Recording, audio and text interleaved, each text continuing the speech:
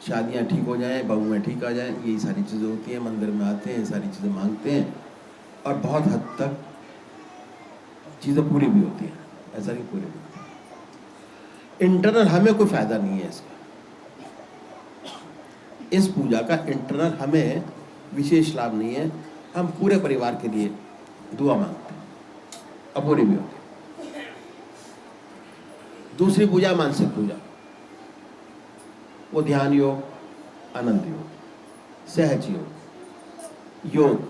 योग का मतलब ये चीज़ें अपनी ज़िंदगी से जोड़िए, परमात्मा का नाम अपनी ज़िंदगी से जोड़िए। जितना ज़्यादा जोड़ेंगे उतना आपको फायदा होगा।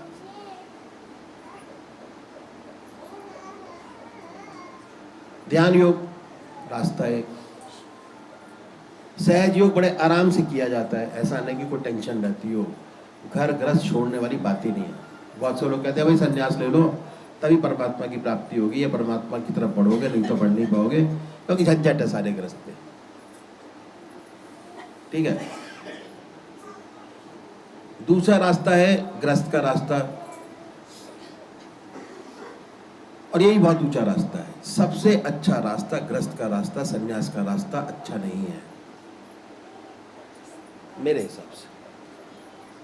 जो मैंने आज तक समझा, जो मैंने देखा, बड़े झंझट है। गृहस्थ का रास्ता बड़ा सिंपल सा है और बड़े आराम से किया जा सकता है। तो जो पहले तरीके की पूजा आपको मैंने बताई, ये दूसरे तरीके की पूजा है जिसे हम ध्यान योग के माध्यम से करते हैं। ध्यान, अब ये समझिए कि एक गिलास के अंदर आपने चाय ली हुई है, उसमें 1 गिलास चीनी डालेंगे तो कितना असर होगा मिठास का, 2 चम्मच डालेंगे तो कितना असर होगा, 3 चम्मच डालेंगे तो कितना चाय के अंदर असर होगा। जैसे जैसे कंसंट्रेशन चीनी का अपनी चाय के अंदर बढ़ाते चले जाएंगे दूध के अंदर, वैसे वैसे उसकी मिठास उसके अंदर आनी शुरू हो जाएगी। जैसे जैसे परमात्मा का नाम हम अपने शरीर के अंदर खोलते चले जाएंगे, इट इज ए ग्लास, जैसे जैसे राम नाम की चाशनी में अपने शरीर को मिक्स करते चले जाएंगे, उस परमात्मा का असर आपके ऊपर आने लगेगा जैसे चाय के अंदर या दूध के अंदर आता है। और इतना ज़्यादा आ जाएगा कि जब भी बैठेंगे उसी की चर्चा करेंगे, उसी का नाम लेंगे, उसी को रह के काम करेंगे। अगर बच्चे भी पढ़ा रहे हैं तो दिमाग के अंदर एक साइड में चल रहा है कोई परमात्मा काम कर रहा हूँ, और ये करना बहुत जरूरी है। इस तरीके से अगर हम अपनी ज़िंदगी में अपने परिवार को बढ़ाएंगे, पालेंगे, बड़ा करेंगे, तो कभी घर के अंदर 36 का आंकड़ा नहीं होगा, हमेशा 33 का आंकड़ा बना रहेगा। एक दूसरे की बात सुनेंगे, बच्चे अच्छे पढ़ेंगे, परमात्मा की कृपा होगी। एक बच्चा है, माँ का उंगली पकड़ के चलता है, माँ पूरा ख्याल करती है, पर जैसे जैसे हम बड़े होते चले जाते हैं, हम अपनी माँ जिसने हमको जन्म दिया उसको भूल जाते हैं, उसका साथ छोड़ देते हैं और 50 प्रॉब्लम में पड़ जाते हैं। हर चीज़, हर प्रॉब्लम में उसके लिए। अगर उसके ऊपर छोड़ कर चलोगे तो कोई प्रॉब्लम नहीं। ये मेरा 60 साल का एक्सपीरियंस है। तो करना क्या है, आप ये निश्चित कीजिए कि परमात्मा की कौन सी मूर्त, कौन सी सूरत, कौन सी शक्ल आपको सबसे ज़्यादा प्यारी लगती है। घर के अंदर 10 बच्चे आपके हैं, कौन सा बच्चा आपको सबसे ज़्यादा प्यारा लगता है, जिसको गोदी में उठा के चलते हैं? सबको तो नहीं चलता, किसी एक में ऐसा प्यार होगा जिसको आप गोदी में उठा के चलोगे।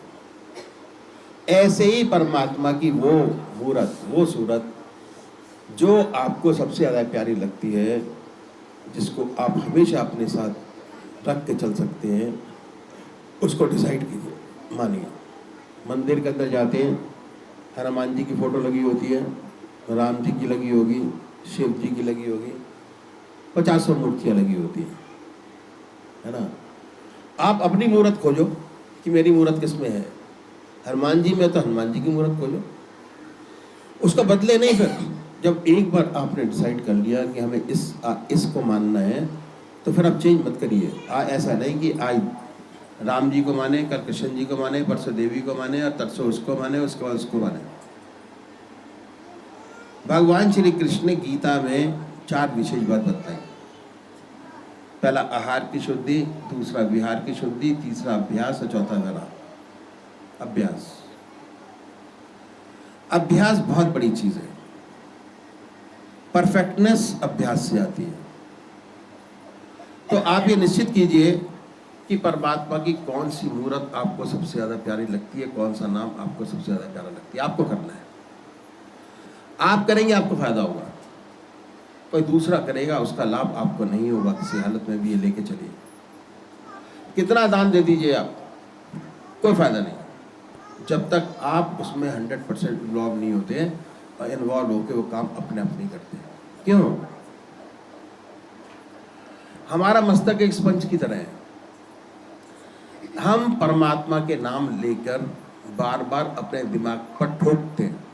नाम, दिल और दिमाग पर राम, एक बार ठोका राम, दूसरी बार ठोका राम, तीसरी बार ठोका।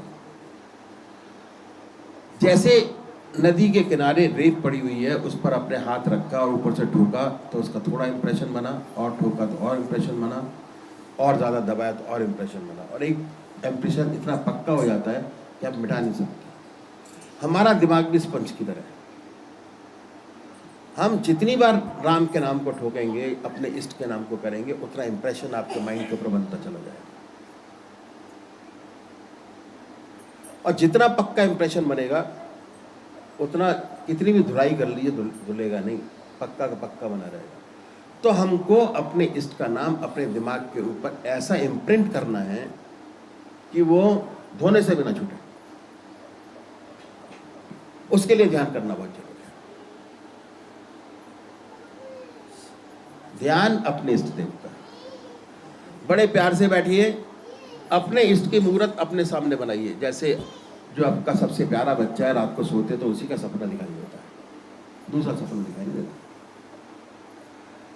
बाजार चले जा रहे हैं, फौरन ख्याल आता है कि अरे बच्चा भूखा होगा, आता ही नहीं आता। उसी प्रकार हमको अपने इष्ट देव की मूर्त डिसाइड करनी है, डिसाइड करके अपने सामने बनानी है। ये समझकर कि अब ये मूर्त में नहीं है, साशरीर हमारे सामने विद्यमान है। बड़ी बड़ी आंखें हैं, गोल चेहरा है, जटाएं हैं, सर्पों की माला बनाए। जो जिसको मानते हैं बड़े प्यार से बनाए भाई, थॉट, ख्याल से। और जब मूर्त हट जाए, कोई दूसरा विचार आ जाए, उन विचारों को हटाइए, फिर अपने इष्ट की मूर्त अपने सामने बनाइए। अभ्यास, जब ये अभ्यास करेंगे तो ऐसे ऐसे विचार हमारे सामने आएंगे जो जिंदगी में आपने कभी सोचे भी नहीं होंगे। ऐसे ऐसे विचार आते हैं। पर घबराना नहीं है, घबरा गए तो छूट गया। अगर अपने इस देव को पकड़ के रखा तो जैसे भी आपके विचार उल्टे सीधे आते हैं, वो सारे आने समय के साथ साथ खत्म हो जाएंगे। अभ्यास के द्वारा आप बैठे होंगे और आपका इष्ट देव आपके सामने बैठा होगा। ये हमारे आंखों और हमारे चारों ओर माया का जाल है, वो धीरे धीरे कटना शुरू होगा। अपने इष्ट देव की याद आएगी और ऐसे ऐसे आपको अनुभव होंगे जो आपने जिंदगी में कभी सोचे नहीं होंगे। सांसारिक मैल निकलेगा तो नई विचारधारा पैदा होगी। जब सांसारिक मैल ही नहीं निकलेगा तो नई विचारधारा क्या पैदा होगी? आधा घंटा सुबह पूजा, आधा घंटा सायंकाल पूजा, ध्यान 20 मिनट का। पर इससे तो काम चलता नहीं, क्योंकि हमें तो राम नाम की चाशनी में अपने ग्लास को टोटल भिगोना है। उसके लिए थोड़ा समय और देना पड़ेगा। हम कहते हैं हमारे पास समय नहीं है, कैसे करें? गृहस्थी लोग हैं, बहुत बिजी हैं, ध्यान बच्चों में है, सब जगह है, पर असली चीज पर नहीं है। दूसरा, हम लोग भोजन करते हैं और भोजन करने में आधा घंटा दोपहर को और आधा घंटा रात्रि को लगाते हैं।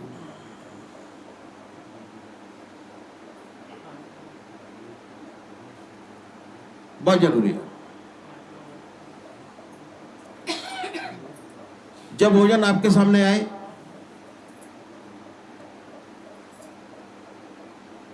बड़े प्यार से बैठिए। अगर मन के अंदर गुस्सा तो निकाल दीजिए उसको उस टाइम के लिए। अपने इष्ट देव की याद कीजिए। हर ग्रास हर कौर अपने इष्ट देव की याद में खाएं। कोई चीज बगैर परमात्मा की याद के न पिए। बगैर परमात्मा की याद के न खाएं।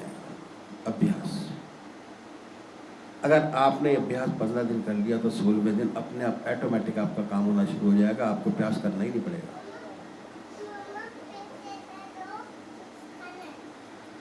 तो पूजा में हम क्या करते हैं? परमात्मा की याद करते हैं, ध्यान करते हैं। भोजन में क्या कर रहे हैं? परमात्मा को याद करके भोजन कर रहे हैं। आधा घंटा दोपहर भोजन का, आधा घंटा रात्रि भोजन का समय ऑटोमेटिक पूजा में बदल जाएगा। दूसरी बात क्या है कि जिस विचारों में डूबकर भोजन किया जाता है उसी तरीके का हमारे शरीर के अंदर ब्लड बनता है। अगर गुस्से में भोजन करेंगे या कराएंगे, दोनों चीजें हैं, तो सारा दिन बच्चों पे गुस्सा करता रहेगा। जो सामने आएगा उसी पे गुस्सा होगा। अगर शांत स्वभाव से परमात्मा की याद में डूब के भोजन करेंगे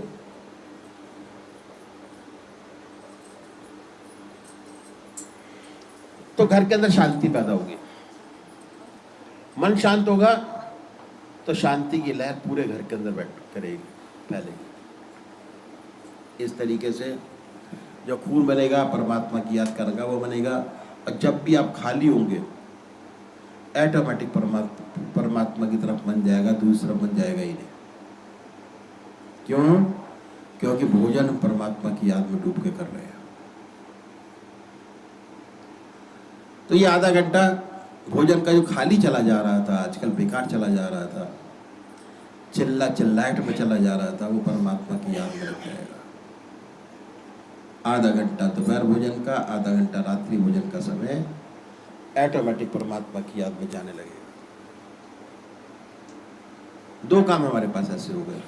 आधा घंटा आपका हमने जरूर लिया क्योंकि परमात्मा ने हमें मनुष्य जन्म दिया, सोचने की शक्ति दी। बाकी जितनी योनियां हैं सब बेकार है।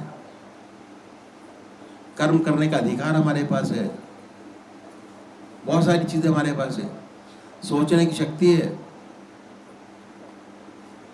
हम चाहें तो इसी जीवन में अपने आप को, इसी जीवन में अपने घर को स्वर्ग बना सकते हैं, नर्क बना सकते हैं। आगे की बात तो अलग गई कि हम और क्या कर सकते हैं। तीसरा बताया, सोने से पहले अगर 2 काम करेंगे तो बहुत बड़ी बात हो जाएगी। सोने से पहले 2 काम करिए। पहला आत्मनिरीक्षण, जो दिन में आपने काम किए उसको सोचिए कि कौन से अच्छे काम किए और कौन से खराब हुए। अच्छे काम अपने देव के अर्पण कर दीजिए कि हे प्रभु आपने कराया, आपकी हिम्मत है, आपने करा दिया, हमसे हो गया। कर्तापन से दूर। उसके बाद ये देखिए कि हमारे अंदर कौन कौन सी कमी है। हमारा दिमाग बहुत बड़ा है, इस्तेमाल इतना सा करते हैं, इतना इस्तेमाल होता है, बड़ा इतना। आज पूरी जिंदगी के अंदर सिर्फ 2000 या 3000 बातें ऐसी हुई होंगी जो आपको याद है, बाकी कोई चीज याद नहीं है। और जब हम बैठते हैं खाली तो वही चीज घूमती रहती है कि फलाना ने ये कहा, ढिकाने ने ये कहा, फलाना ने ये किया, ढिकाने ने ये किया, उसने ये किया, उसने, बस इससे ज्यादा नहीं है। सोच नहीं है, भरा हुआ है कंप्यूटर बेस जो हमारा भरा हुआ है उन्हीं चीजों से। जब हम अपनी कमियों में देखेंगे कि हमारी कौन सी ऐसी कमी है जिसको हम बड़े आराम से छोड़ सकते हैं, सबसे छोटी सी कमी को पकड़िए, अपने इष्ट देव से वादा करिए और इष्ट देव से वादा करके उस कमी को छोड़ दीजिए, फिर रिपीट ना करें। मतलब कंप्यूटर की एक फाइल आपने उड़ा दी और दोबारा ढूंढेगा नहीं। उसी प्रकार आपके दिमाग की जो एक फाइल कंप्यूटर की है लड़ाई झगड़े वाली, उसको उड़ा दीजिए, खाली कर दीजिए, दूसरी उड़ाइए। वो स्पेस खाली करते चले जाइए। जब स्पेस खाली होगा तो नई चीज़ अपने आप बहनी शुरू हो जाएगी, पहली चीज़। दूसरा, जब पूजा में बैठते हैं सुबह के टाइम पर, तो वही विचार हमारे सामने आते हैं जो हमारे दिमाग के अंदर भरे हुए हैं। जब एक एक करके खाली करते चले जाएंगे तो विचारों का जो लोड है मस्तिष्क के ऊपर वो कम हो जाएगा। इस तरफ पूजा में ध्यान आपका ऑटोमेटिक अच्छा लगने लगेगा। आत्मा शुद्ध हो जाएगी और हल्की हो जाएगी। जो भारी है, जबरदस्ती का बोझ डाला हुआ है इसके ऊपर कि फलाने ने ये कह दिया, ठिकाने ने ये कह दिया, बच्चे ने ये कह दिया, बहू ने ये कह दिया, अननेसेसरी का लोड। वो लोड जब निकल जाएगा सारा, आत्मा बिल्कुल हल्की हो जाएगी और हल्की होकर सबसे ऊपर रहेगी, कोई लोड नहीं उसके ऊपर। अब वही हमको करना है जिंदगी के अंदर। उसके बाद आगे क्या होगा, जब ये आप 3 चीज़ें आप पूरी कर लेंगे तो अगली बार अगर मेरे को मौका मिलेगा, मैं आऊँगा यहाँ पर, तो आगे आपको बताऊँगा क्या करना है। 3 चीज़ करने के बाद 1/3 पोर्शन आपने परमात्मा को दे दिया, अपना बना दिया। परमात्मा को देने के बाद अपना देंगे। अभी अपना नहीं सोचते, प्रॉपर्टी का सोचते हैं, खेती का सोचते हैं, बाड़ी का सोचते हैं, पैसे का सोचते हैं, धन का सोचते हैं। मिश्रा जी ने बताया कि आनंद सब में है, मगर असली आनंद, परमानंद अपने शरीर के अंदर है। इसको कैसे एक्टिवेट करना है? आदमी शराब पीता है, आनंद शराब से थोड़ी आता है। अपने अंदर आनंद है, वो पीने के बाद आनंदित होता है, उस आनंद को एक्टिवेट करता है उससे वो। और हमारे पास महर्षियों ने इतनी बढ़िया चीज़ बनाई कि आप बड़े आराम से बैठ के अपने आनंद को आनंदित कर सकते हैं और हमेशा 24 घंटे आनंदित रह सकते हैं। जब आप आनंदित होंगे, आपके पतिदेव आनंदित होंगे, आपकी मिसेज आनंद में होंगी, झगड़े का चक्कर ही क्या है? कहीं नहीं है। घर स्वर्ग है। अब वही चाहे तो 2 मिनट के घर में घर को नर्क बना दो। परमात्मा तू ही है, तेरी इच्छा पूरी।